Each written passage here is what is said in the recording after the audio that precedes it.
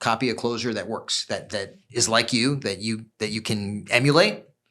Because if you can emulate the style, chances are you can sell like them. And if you can sell like them, they're having success, you can have success too. Freedom, impact, money. This is the Closers Network podcast. If you don't mind just taking a quick second introducing yourself and where you're from. Sure. So I'm George Diversiev. I am a closer on the 1cc team for V-Shred and born and raised in Chicago. Awesome. From Chicago. Very cool. I'd love to know, George, so how did you, even prior to joining One Call Closers, how did you get involved in sales? Or was that kind of maybe your first sales gig? Definitely not my first sales gig. Been in sales now for almost 20 years. 20 years? Yeah. Wow. Okay. So how did you start? Like what type of sales did you start with? So I think I've always kind of had it in my system. Like I used to sell door to door when I was a kid. Chocolates, that was stupid. But Nice. I was selling computers during college to make some extra money, and then like IT kind of homemade Geek Squad stuff. And then I got into consulting when I graduated from college. And then I started working part-time selling financial services. And that's when I really got the sales bug. Awesome. Yeah. Awesome. Okay, cool. So I did that for 5 years, and then I jumped into the tax business, tax resolution, where I used to help people with tax problems, and I did that for like 18 years or something, and then just recently with 1cc for the last year. How's that transition been going from doing that now to, it seems like maybe more of a remote position? Yeah, I mean, for the most part, I worked at a brick and mortar place, but at that point, COVID had happened, so I had been remote already for like 3 years. Yep. So, and it was kind of, high ticket-esque, like we were selling a low value entry level product that we could upsell to, up to 20,000. Got it. Yeah. So very cool. It was doing something similar, and I had never done anything in fitness. Okay, cool. Reflecting on your journey, specifically, I guess in this transition, do you feel like there was any challenges for you coming into more so like doing what you're doing now in the fitness space? Well, I mean, I think the high ticket world has its own way of selling that is, geared towards, what works. So you have to learn with what works. So, I think what I was doing previously was more really targeted client profile or prospect profile. Yep. So they had a really urgent need and made the sale sometimes a little bit easier. Got it. Okay, interesting. And so I'd love to know like how your experience has been like with the One Call Closers team. If you can speak to a little bit about maybe the culture in the company, the support you have, the environment, anything like that may be beneficial for people watching. Yeah, for sure. So a couple different things. I mean, one of the things that stuck out right away was just the proficiency with the marketing to fill up the calendars. Mm-hmm. I'd never been in an organization like that before. So that was very, very impressive. And then, being able to make the use of of your time and having a structure and training in place so that, you could ease into it if you wanted to, you could go jump into the deep end. The nice thing is that technology implementation is, bar none, one of the best I've ever seen. Antonio is amazing. From the perspective of like being able to access other closers, successful sales, and for us to review and finding a style that resonates with you so that you could get better, and then the training and the support from the team. It's just been an unbelievable experience so far. That's awesome. Awesome. That's really cool to hear. Hey, I want to take a quick break and introduce you to the Closers Network. If you're not inside the Closers Network yet, you should join us. It's completely free. And 5 days a week, we're gonna go live with hands-on sales coaching. So you can join our coaches live, get feedback to your most pressing questions, increase your monthly commissions, and also land better remote closing opportunities. We have everything you need inside the Closers Network to skyrocket your income. And it's completely free. If you haven't already, I would encourage you to join the 4,500 plus students that are inside right now, smashing deals. Come mastermind with us. And all you gotta do is just click the link down below. It's in the description for you, and we can't wait to see you inside. Are there any specific, talking about technology, or any specific tools or platforms that you particularly find effective in the day-to-day sales activities? I think the tech stack that we use is pretty efficient already. So, what I like best is that, you've got your numbers front and center. And, I'm a kind of a plecto nerd. Yeah. I pay attention to the numbers, and I like to see who's on top and who I'm gunning for or who's beating me, and because I don't want to lose. Mm-hmm. Right. So I constantly looking at plecto, constantly looking at, am I gaining ground? Am I losing ground? And, that keeps me going. Healthy competition. 100%. I love that. Okay. As far as like, rejections in the sales process, right? A lot of people deal with it different ways. I'd love to hear from you and have an understanding, like when you do get hit with an objection, like what is the initial thought or feeling that you have? That is a very cool question.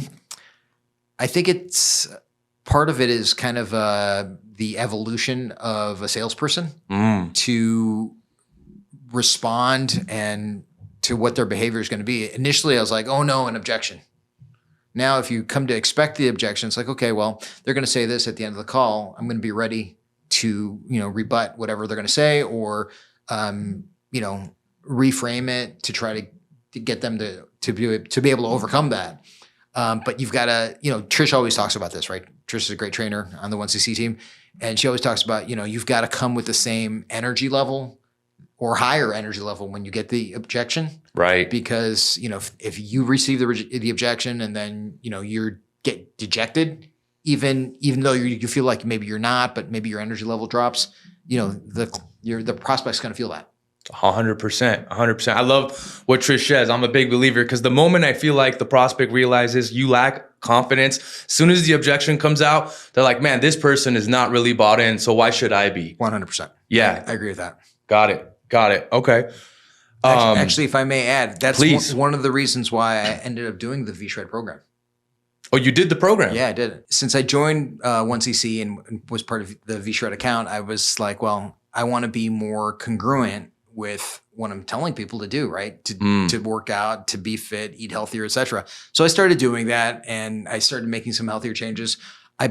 Initially I bought the do-it-yourself program. Okay. Just so that I could be familiar with the program, because a lot of people, that's their first, and that's how they enter the V-Shred universe, is through the do-it-yourself program. So they call in, they want help. Sometimes you could give them help and then redirect them into coaching. Yep. Right. But I wanted to be familiar with that. And then I quickly learned that I wasn't doing what my prospects weren't doing. Like I wasn't following the do-it-yourself program because it was do-it-yourself. So I'm like, okay.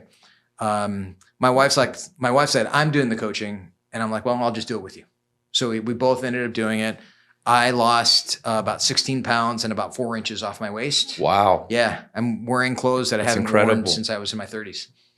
Wow. And how do you feel like that result has impacted your sales? Oh, I mean, I don't believe in trying to do the hair club for men clothes, where you're like, I'm not only the president, but I'm also a client kind of clothes, because I think it's cheesy. But given me a degree of confidence in the program and what we're selling, and just belief in having a structured system that a prospect can use to get the results that they want. So I have like massive belief in V-Shred and in the program. And then at the same time, when they do buy, I can say, hey, look, congratulations. I tell them a little bit about my story, and I wish them, a similar type of transformation. And I feel like that has kind of erased like 90% of my refunds. Wow. 90% of your refunds. Yeah, I hardly get any refunds anymore. Wow. That's incredible. That's really cool. Yeah. Okay. Reflecting back on this journey, do you feel like there was maybe any like ways you could have better accelerated yourself? It seemed like you did a lot of cool things, but do you feel like there were maybe any mistakes you made along the way, or anything you could have done to even accelerate other than what you just shared with me to get yourself even further? Yeah, it took me a while to figure out to get my mojo. Right. So at the 1CC had a quarterly conference, and I ended up being like the most improved sales rep. Wow. I got that award. So it took a while, but then after that, it was kind of off to the races, and I kicked myself because things are totally different now. Like I wasn't able to capture as much of the opportunity that was available to me at that point. Yeah. And you feel like a lot of it was just maybe in the beginning, like just sets and reps, putting in the time, taking the calls, getting the feedback from maybe team leads and other people around you? That for sure, that's a big piece of it. I think that, once you get the reps and once you figure out a selling style that works for you, then you can really, go to town with it. I mean, if your schedule was full, you could really, close 4, 5, 6 deals in a day if things are going well. For sure. What's something that really inspires you today to look in the future? I tell people this on our call when I talk about just fitness and health in general, but doing the program, getting healthier, getting fit, and establishing routines around fitness and nutrition has given me like perspective around being excited about those areas in my life, thinking about, okay, I'm not going to be like my 85-year-old, uncle who is sitting on the couch all day watching TV. I mean, I'm going to be out there doing stuff, chasing around my grandkids and stuff like that, as opposed to just, waiting to die. That's incredible, man. That's incredible. Yeah, it's an interesting perspective. Do you feel like you have more control over your time now doing what you do versus maybe going back to a brick and mortar type of gig? That's an interesting question. I mean, there's a seasonality or there's a season for different things in your life, right? So some people are like, well, I want to have location freedom, time freedom, and that's why they join, the remote closing world, right? The high ticket world. And then there's a season for, maybe spending more time with your kids or, having flexibility in your schedule to take care of an ill parent or whatever the situation might be. Absolutely. Right? But there's also a season for taking advantage of an opportunity, right? So like in fitness, I mean, January and February is supposed to be like the crazy time. And, I'm probably not going to have a lot of time freedom in January and February. And I'm okay with that. Yeah. Because you also know, hey, once that slows down, let's just say, and the New Year's hype dies down, you're going to kind of have maybe back to a normal schedule where then you can essentially have more control if pivoting or transitioning different times and being able to control your schedule in that sense. If I want it. Yeah. Yeah. Exactly. If you want it. Yeah. And that's the beauty of it is like you get to control when you open your calendar, when you don't, and you want to take advantages of stuff like New Year because you're going to have a big bang and start off with a nice start. 100%. Awesome. That being said, I would love to know from you and to share with our audience, like what advice would you give anyone that's looking to enter the high ticket space?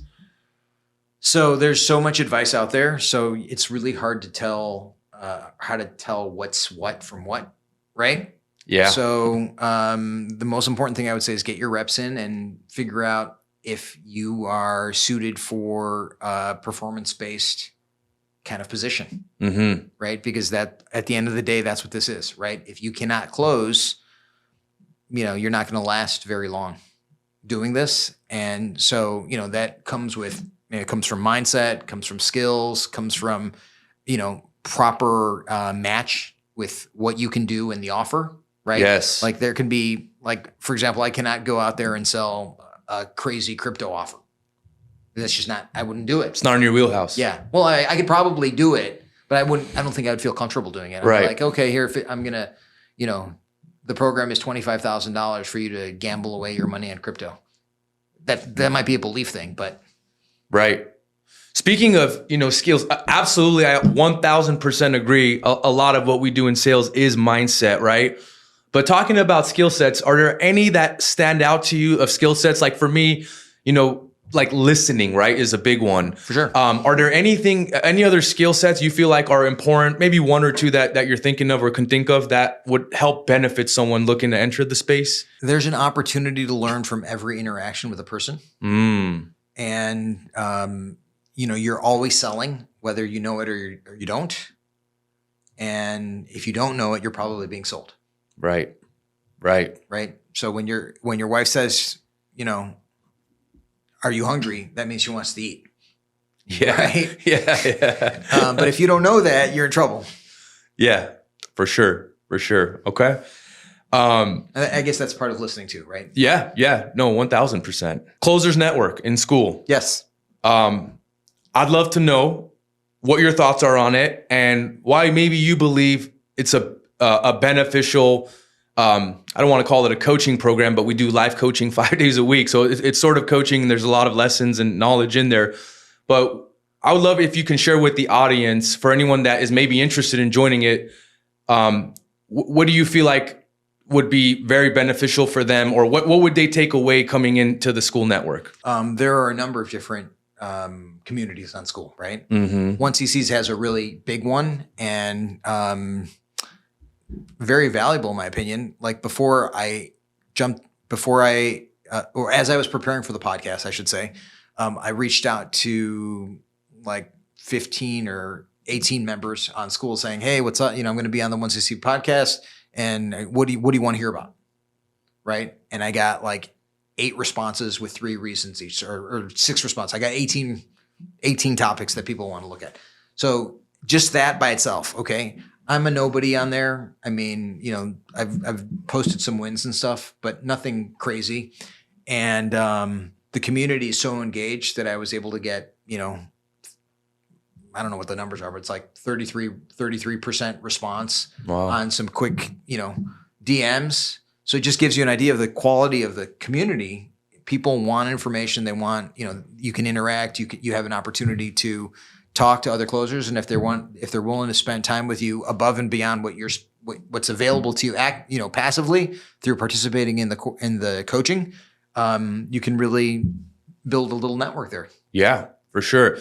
I know this is, I know you probably don't have the questions, but do you remember any 1 or 2 or a few of those questions that really stuck out to you that people asked you to talk about on the podcast today? Yeah. So a lot of them were just really basic questions, which were surprising. Like, how can I close better? How do I deal with objections better? And that stuff's all on school, right? So one of the things that I think is really important as you develop selling skills is that, there's some seasonality. Again, I'm using that word again, but there's an appropriate time where you can learn how to, you can learn objection handling at a very basic level. You get your reps in, and then you start to understand as you practice that, okay, there's another layer to this that I didn't understand, that I go back to see the training. And now Trish's training means something totally different to me than it meant 3 months ago, when I was like, oh, what's objection handling generically?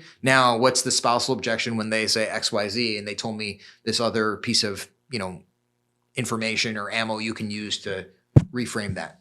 Gotcha. If you recall the most amount of times or close to, or just an approximate idea of how many times you've had to stay in the close before you get a deal, or do you know what your average is? Or if not the average, I'd love to know, is there a time where you stayed in the close 10 times before you got the close? That's a great question. Don't know the answer off the top of my head. Ian always teaches us to, if they're not saying no, don't get off the call. Mm-hmm. Right? But, at the same time, sometimes they're giving you all the, they're not saying no, but maybe there's a situation where they're not going to buy today. And maybe that's some closer instinct for doing it for a long time, to knowing when to say, I'm bagging on this call and going to the next one. Because that's the nice thing about V-Shred is, you can always go, there's always the next one to go to. Yeah. Yep. Do you feel like there's a point in that close where maybe it starts becoming okay, this person is not just staying on the call with me, but at this point, now they're kind of looking to get off the call. Is that kind of maybe when you back off a little bit? Everyone's style is different, right? For sure. I'll stay in the close until I get it. And as many times, as long as they're not willing to get off the phone. Right. But once I start feeling like I'm applying pressure, because I'm not trying to come from a place of pressure. Right. I'm really trying to come from a place of giving them the inspiration that they need to do this, more so putting a life coach cap on and inspiring them because of everything they shared with me. Your time is now, and there's never going to be a best time, right? Sure. Yep. So that's how I look at it. And that's how basically my style is. So everyone's a little bit different, but I guess I was just trying to figure out more so for you do you kind of see that kind of happening the same way? It's if you feel like the person's getting pressured, now it's maybe your time to back off, or what's your style a little bit? Yeah. I mean, I certainly don't want to pressure them at all. I want them to come to the conclusion that, it's the appropriate thing to do, the appropriate time, and that they have the resources, right? I mean, that's often the condition is that it's like, okay, I want to do this. We get them to the financing. They're like, they don't qualify, right? And that's always, painful because you spent the time to get them to the point where they want to say yes. And then, we're contingent on a condition that they can't control, because it's based on previous action. Yeah. Do you feel like financing has impacted sales for you by being able to offer some sort of financing? 100%, but it also makes you a weak seller. Tell me about that. Yeah, because if the financing is default, then you always go for it because it's easier, right? Rather than going for the PIF and building the value for them to put out the credit card. Because when they pay with the credit card, they really feel like they're putting a lot more value. Yeah. The decision is really, upfront. Instead of breaking it up into monthly payments where it doesn't feel right as heavy for them. Yeah, I truly do believe, if you pay attention more, right? So if anyone that is willing to spend $3,000 or $5,000, I do feel, and just from experience have seen like that person take what they do a lot more seriously than as to someone of just getting into it to get into it in the sake of having, lower payments or an easier barrier to entry, even though they can afford the program. Right. And I've seen the people that just cough up the money up front and they're like, showing up to the calls, they're doing the work, they're disciplined, they're staying motivated, like all of that stuff.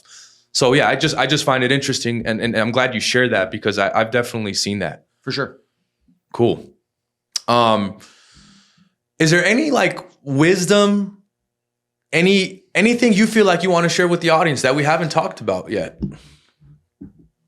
It's funny when I got started and I started having a little bit of success. People would reach out to me on Slack and be like, hey, I'm new. Can you help me out? And I'm like, dude, I'm only 45 days in. I'm new too. I barely know how to use Slack. So, after I was asked that question 3, 4, or 5 times, I was like, okay, I'm going to put together like a little set of, advice for new people. So what I tell them is this. If you're going to focus on getting one deal a day, okay, when you're starting off, one deal a day will keep you in the game, and will allow you to, stick around so that you can get better, either by increasing your deal value or by closing more deals, right? That's the first thing. If find a closing strategy or system that resonates with you, copy a closer that works, that is like you, that you can emulate. Because if you can emulate the style, chances are you can sell like them. And if you can sell like them, they're having success, you can have success too. Right? 100%. There are some personality-driven salespeople that I can never sell like them. Ever. Right? I'm never going to call the prospect Beyonce. Okay? Keith Olden? We love you, Big Keith. Yes. Golden Holden. Golden Holden. The other thing is this, if you're going to make changes, before you make changes, get your pitch down, systematize it, and make sure it's the same all the time, right? Because if it's not, and you're all over the place, any changes you make, you won't be able to track. And if you can't track your changes, you can't get better. What do you tell someone that says, George, but it feels boring to do the same thing over and over again. I want to try something different. I want to be able to have a different way of approaching this because I just sometimes get bored of doing the same thing. Endure the monotony. Endure the monotony. I like that. Yes. I like that. You have to. I mean, because if you don't, you're going to be in trouble. You're going to be all over the place. And if you're all over the place, it's impossible to diagnose. If it ain't broke, don't fix it. Amen. Yeah. Right? But like, if there's 10 different things wrong with your car and you fix one, there's still 9 things wrong. Yeah. Right? Yeah. Yeah, 100%. And I'm guilty of this. I'm talking transparently because I've struggled with that in the sales process where it's like, man, I'm closing. I'm doing great. I'm making some awesome money. But like, it just comes like, it feels boring to me. I like change. A lot of people don't enjoy change, sure. right? I enjoy the heck. I've moved 5 times in 5 years. People think I'm crazy, right? You're crazy. But yeah, I love the change. I love new stuff. For me, that's how I am. So it's been a struggle for me, but it's all about enduring it. You're right. And it's like, hey, in this one area, one area, you can do all the change in every other area, Yeah. right? But this one area, if you've got something that's, paying you $20,000 a month, right? Why mess with it? mm-hmm. Right? Unless you're changing to get to 22, 25, 30, whatever, fine. But if it's 20 and you're going to 15 because your changes, and you don't even know what the changes are, that's the worst part. Right. Totally. Well, with that being said, is there anything else you want to leave with the audience? You know what? Actually, I want to read something that I was just reading yesterday. I'd love that. Let's do it. Please. Because I am kind of a big reader. And people, give me crap about, reading is not acting. And it's true, it's not action, but you can get a lot of good stuff from reading. Mm-hmm. That different perspectives. Yeah, bingo. That can actually help you sell. Yes. So that, because one thought can change the trajectory of your thinking. 100%. So this is the one thing that just hit me like a ton of bricks, because a lot of times people don't realize that what we're doing is we are living in the business world. And living in the business world is responsible for almost every convenience that we have in the US and really in the modern world. So this is just a couple paragraphs out of this book called Big Business by Tyler Cohen. Okay. I'm going to read it to you, and forgive me if it's a little winded, but business, quite simply, has become underrated, and thus I'm writing a contrarian book that ought not to be contrarian at all. All the criticisms one might mount against the corporate form, some of which are valid, pale in contrast to 2 straightforward and indeed essential virtues. First, business makes the most of the stuff we enjoy and consume. Second, business is what gives most of us our jobs. The 2 words that follow most immediately from the world of business are prosperity and opportunity. Mm-hmm. Without business, we would not have ships, trains, and cars, electricity, lighting, and heating equipment, most of our food supply, most of our life-saving pharmaceuticals, clothes for our children, our telephones and smartphones, the books we love to read, the ability to access more or less immediately so much of the world's online information. And let us not forget your paycheck. Meeting payroll, to invoke a now old-fashioned phrase, is nothing less than a heroic act. Someone or some group put in the hard work and thought up the innovations required to create a company from scratch. I know it's easy enough to take this for granted if you aren't the one who did it. And on top of that paycheck, jobs are among our biggest sources of pride and a significant way to meet friends and establish social networks. Damn, bro, you gave me some goosebumps right now. That's powerful. Yeah, I mean, I think I'm kind of lost for words. I think if you have any thoughts you want to add on to that, but I think, there's a lot there that. So there's a lot to unpack. I mean, the bottom line is this, right? With regard to, commerce and selling, Rich always talks about, nothing happens until a sale gets made, until a decision gets made, right? Same thing here. And we are, in the high ticket world, we are active participants in that. And not too many people get to do that, right? We are responsible for creating the profits, and from the profits, people get paid. Right? If there are no profits, there are no payments. 1,000%. If there are no profits, there are no payments. You heard it here, folks. So, George, thank you so much for jumping on. It's been an absolute honor and a pleasure. Thank you so much for bringing your wisdom and coming out here from Chicago to make this happen. So we're really grateful, man. Thanks for everything you're doing for One Call Closers. And we're really excited to have you at the Christmas party on Saturday. My and pleasure. Just helping continue, crushing it with the team. Thanks, man. Awesome.